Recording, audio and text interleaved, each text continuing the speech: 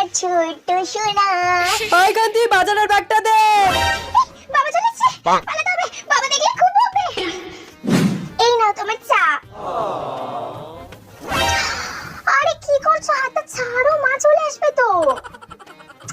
আরে ধ্যার, কত রাত হয়ে গেল, এখনো তো উনি আসলো না বাড়িতে। একটা ফোন করি। হ্যালো, কখন আসবে তুমি? আমি তো তোমার জন্য না খেয়ে বসে আছি, তাড়াতাড়ি আসো। তোমার আজকে ফেভারিট আলু পোস্ত বানিয়েছি, তাড়াতাড়ি এসো।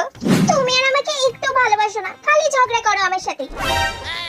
এবার দেখবে আমি বাপের বাড়ি চলে যাবো, একটু ভালোবাসো না।